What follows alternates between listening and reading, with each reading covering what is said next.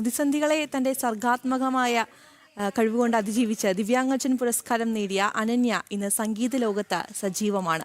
നിരവധി ആൽബങ്ങളിലൂടെ ശ്രദ്ധേയയായ ഗാനങ്ങൾ ആലപിച്ച അനന്യ അടുത്ത സ്വപ്നമായി കാണുന്നത് സിനിമയിലെ പിന്നണി ഗാനരംഗത്ത് തൻ്റെതായ വ്യക്തിമുദ്ര പതിപ്പിക്കുക എന്നതാണ്.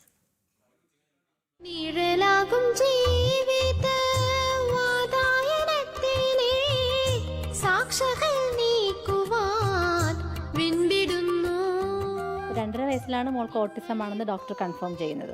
അപ്പം ആദ്യമായിട്ട് കേൾക്കുന്ന ഒരു വാക്കാണ് ഇതെങ്ങനെ കൈകാര്യം ചെയ്യണമെന്നോ അവളെ എങ്ങനെ ഒരു ഇൻഡിപെൻഡൻ്റ് ആയിട്ട് കൊണ്ടുവരണമെന്നോ ഒന്നും ഞങ്ങൾക്കറിയത്തില്ലായിരുന്നു.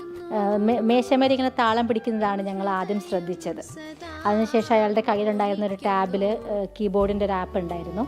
അതിലയാൾ ആദ്യമായിട്ട് ട്വിങ്കിൾ ട്വിങ്കിൾ ലിറ്റിൽ സ്റ്റാർ വായിച്ച് കേൾപ്പിച്ചു. പാട്ടാണ് അനന്യയ്ക്കെല്ലാം. ഏത് സമയത്തും ചുണ്ടിലൊരു മൂളിപ്പാട്ടുമായി അനന്യ പാടിക്കൊണ്ടേയിരിക്കും.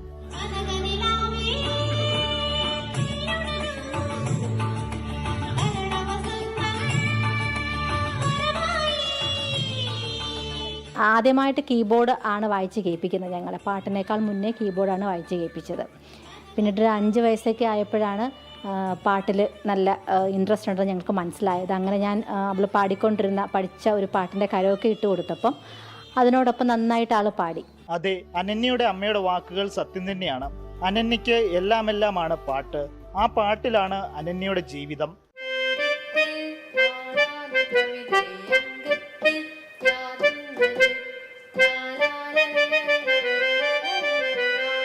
അനന്യ അധികം സംസാരിക്കാറില്ല.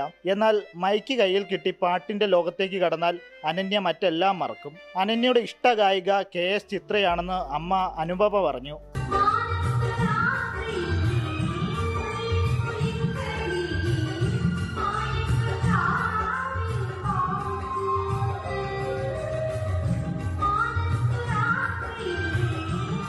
അനന്യ എന്ന് പറയുന്ന ആൾക്ക് ചിത്രചേച്ചിയെ നേരത്തെ പരിചയമില്ല, ഒന്നുമില്ല. പക്ഷേ കണ്ടതും ഓടിച്ചെന്ന് കെട്ടിപ്പിടിച്ച് നിൽക്കുകയായിരുന്നു. അവളിങ്ങനെ പാട്ട് പാടുന്ന ആളാണ് എന്നുള്ള കാര്യം അറിയാം. ചേച്ചിയെ കണ്ടതും ആൾ ചിരിച്ചും കൊണ്ടാണ് നേരത്തെ പരിചയമുള്ള ഒരാളെ കണക്കാണ് പോയി കെട്ടിപ്പിടിച്ചത്. ഒരു തരത്തിലും ചേച്ചിയുടെ അടുത്തൊന്നും വിട്ടു മാറുന്നുണ്ടായിരുന്നില്ല.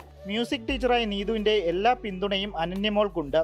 പറഞ്ഞു കൊടുക്കുന്നത് അനന്യ അതേപോലെ വേഗത്തിൽ ഹൃദയസ്ഥമാക്കുമെന്ന് നീതു ടീച്ചർ പറഞ്ഞു. മോളെ ഞാൻ 2023 വഴുതക്കാട് റോട്ടറി ഇൻസ്റ്റിറ്റ്യൂട്ടിൽ ജോയിൻ ചെയ്തപ്പോഴാണ് കാണുന്നത്. മോള് പെട്ടെന്ന് തന്നെ പാട്ട് ഗ്രാസ്പ് ചെയ്യുന്ന കുട്ടിയാണ്. താളമാണ് എടുത്തു പറയുന്നത്.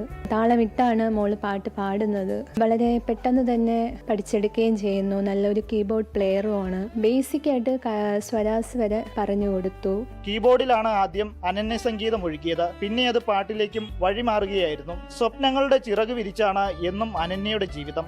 ഒട്ടേറെ റിയാലിറ്റി ഷോകളിലും ആൽബങ്ങളിലും ഭാഗമാകാൻ ഇതിനോടകം അനന്യയ്ക്ക് സാധിച്ചിട്ടുണ്ട്. ഇനി സിനിമാ പിന്നണി ഗായികയാവുക എന്നതാണ് മോളുടെ ആഗ്രഹം. ഓട്ടിസത്തെ സംഗീതത്തിലൂടെ അതിജീവിച്ച മിടുമിടുക്കിയാണ് അനന്യ ബിജേഷ്.